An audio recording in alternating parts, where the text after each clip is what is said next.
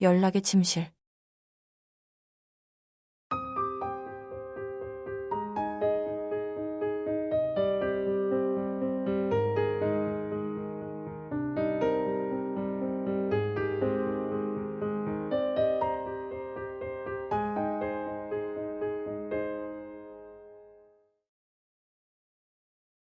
일화.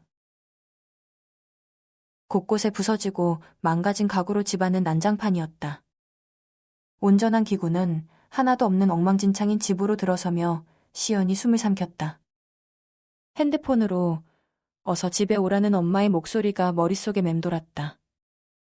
엄마의 목소리 뒤로 무언가가 계속 부서지는 소리가 울렸었다. 흐느끼는 소리를 따라 걸어가니 거실만큼이나 엉망인 듯 안방에서 시연의 어머니가 대성통곡을 하고 있었다. 엄마. 시연아. 일을 어쩌니? 아이고. 어머니에게서 나오는 통곡이 시연의 불안에 무게를 실었다. 불안으로 온몸이 떨렸지만 시연은 입술을 깨물고 참아냈다. 왜? 무슨 일인데? 아이고. 울지만 말고 말해보란 말이야. 내 동생이 또 사고를 쳤다. 동생과 사고라는 말에 간신히 버티고 있던 시연의 몸이 무너졌다. 아버지가 암으로 돌아가셨을 때도, 결혼을 하고 이혼을 했을 때도 버틸 수 있었다. 아무리 힘들다며 울어도 현실이 바뀌는 것은 아니었으니까. 하지만 무너진 가세를 일으키겠다며 하루가 멀다 하고 사고를 치는 동생은 그녀에게 버거운 존재일 수밖에 없었다. 일어나려던 시연이 머리가 아픈지 다시 자리에 주저앉았다. 아이고. 시연아. 이번엔 뭐야? 보증이야? 아니면 사기야? 아는 형이 사업을 같이 하자며 투자를 하자고 꼬인 것 같더라. 금방 수입이 들어온다는 소리에. 그런데 그 녀석이 무슨 돈이 있겠니? 결국 써댄 게 사채였던 것 같은데. 어쩌니? 일을 어쩌니? 사채? 사채라는 말에 시연의 표정이 창백해졌다. 안타깝게도 지금 상황에서 동생의 안위는 걱정되지 않았다. 어차피 길거리에 버려놔도 사고치면서 알아서 잘 살 놈이었다. 하지만 사채는 돈을 쓰지 않아도 순식간에 감당 안 될 정도로 이자가 붙는 것이었다. 지금은 어디로 숨어버린 동생보다 돈을 먼저 생각해야 할 때였다. 주연이는 잠시 숨어 있겠다고. 지금 그걸 걱정할 때가 아니고 얼마야? 얼마냐고. 대충 들었을 때는 5억 얼마라고 한 것 같은데. 5억이라는 소리에 시연의 눈앞이 깜깜해졌다. 2억도 아니고 5억이란다. 모아놓은 돈에 집까지 판다 해도 갚을 수 있는 금액이 아니었다. 주연이는 무슨 생각으로 사채를 빌렸다는 말인가. 그리고 보증을 무엇으로. 창백한 시연에 눈이 부정하듯 어머니를 바라봤다. 엄마. 혹시 집을 담보로. 오열하는 어머니를 보며 시연은 결국 눈을 질끈 감고 말았다. 아버지가 죽고 친척들과는 연락을 끊고 살았다. 하물며 2년 전 남편과 이혼한 뒤로는 더더욱 그들과는 거리를 두며 지냈었다. 자신도 모르게 떨리는 손을 움켜쥐며 시연이 일어났다. 하지만 그마저도 쉽지 않은 듯 일어나는 와중 몸이 비틀거렸다. 그녀에게 남은 거라고는 어머니와 집뿐이었다. 이것마저 넘어가 버리면 그녀에게 남는 것은 아무것도 없었다. 하물며 몸도 안 좋은 어머니에게 무언가를 기대할 수 있는 상황도 아니었다. 내가 어떻게든 해볼 테니까. 우선 엄마는 정리부터 하고 있어. 시연아. 그리고 주연이 연락 오면 다시는 나타나지 말라고 해. 차라리 죽어버리라고. 시연아. 도망치듯 시연이 집을 나왔다. 안에서 어머니의 통곡 소리가 들렸지만 지금은 그것을 신경 쓸 겨를이 없었다. 떠는 손이 핸드백 속에 들어있는 폰을 꺼냈다. 방법이 있을 것이다.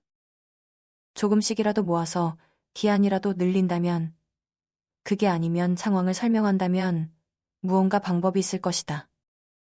엉켜버린 머릿속에서 수만 가지의 방법이 생각나고 사라졌다. 핸드폰에서 번호를 찾은 시연이 통화 버튼을 눌렀다. 아무리 돌아다녀도 돈은 마련이 되지 않았다. 친척들은 처음부터 기대할 수 없었고, 친구 중에는 그만한 돈을 해줄 수 있는 이들이 없었다. 구두에 굽이 부러져 길에서 급하게 산 단화를 신고 돌아다녀도 5억은커녕 5천도 모을 수 없었다. 도저히 보이지 않는 해결책에 시연이 땅바닥에 주저앉으려는 순간 그가 떠올랐다. 이혼은 안 돼. 다른 건 몰라도 돈 하나는 바닥에 뿌리고 다녀도 상관없을 정도로 많은 사람이었다.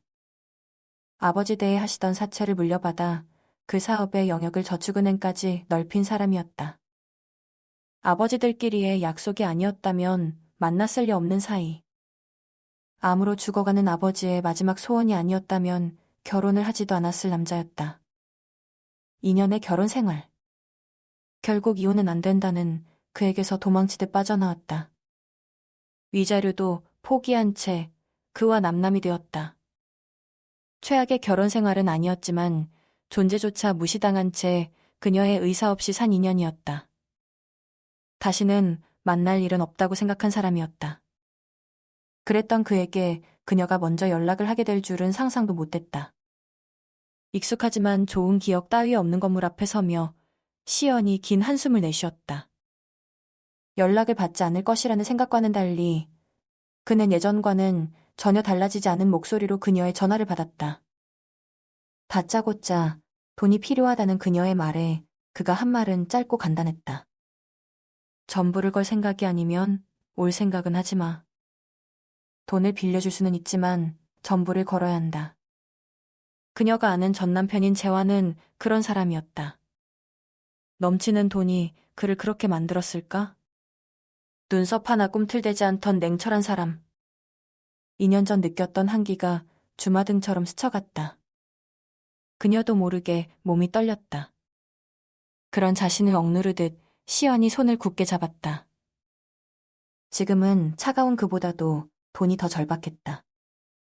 어머니와 살고 있는 유일한 보금자리를 지킬 수만 있다면 그녀는 전부를 걸 수밖에 없었다. 한 걸음씩 계단을 올라가니 그녀를 기다리고 있던 것처럼 엘리베이터 앞에 단정한 매무새의 여직원이 서 있었다. 사장님께서 기다리고 계십니다. 이쪽으로 오세요. 여직원이 버튼을 누르자 깔끔한 엘리베이터의 문이 열렸다. 사람이 많은 것을 극도로 싫어하는 그가 만들어 놓은 전용 엘리베이터에 들어서며 시연이 숨을 삼켰다. 곧 문이 열리고 화려하지는 않지만 단정한 사무실 내부가 보였다. 그리고 그 사무실의 벽에 기댄 채 뚫어질 듯 날카로운 눈으로 그녀를 바라보는 재환이 보였다. 같이 있어줬으면 하는 소소한 바람이 있었지만 인사를 마친 여직원은 다시 엘리베이터를 타고 사라졌다. 엘리베이터의 문이 닫히는 소리가 심장이 바닥에 내려앉는 것과 똑같은 소리로 들렸다. 반사적으로 떠는 몸을 억지로 가라앉히며 시연이 힘겹게 걸음을 옮겼다. 앉지. 차가운 목소리. 2년 전이나 지금이나 똑같았다. 살을 맞대고 한 침대에서 잠을 자고 살을 섞고 살았는데도 시연은 그의 냉기 어린 목소리가 적응되지 않았다. 다리를 꼰 채 소파에 앉은 그가 시연에게 앉으라며 손짓했다. 하지만 지금은 피할 수도 피해서도 안 되었다. 5억이라는 돈을 선뜻 내어줄 수 있는 유일한 사람이었다. 이 사람의 눈 밖에 나게 되면 지금까지 지켜온 그녀의 삶은 부서질 것이었다. 자리에 앉은 시연이 재환을 바라보았다. 미안해요. 뭐가? 내내 연락도 없다가 이렇게 돈이나 꿔달라고 하고 있으니까요. 상관없어. 상관없다는 말에 시연의 눈이 그를 향했다. 차가운 목소리와는 다르게 타오를 듯 불같은 그의 시선이 그녀에 향했다. 반듯하다 못해 단정한 그의 모습이 낯설면서도 어색하지 않았다. 무서울 정도로 자신을 제어할 줄 아는 사내. 돈을 모은 것은 그의 아버지였지만 이 정도로 사업을 키운 것은 그의 능력이었다.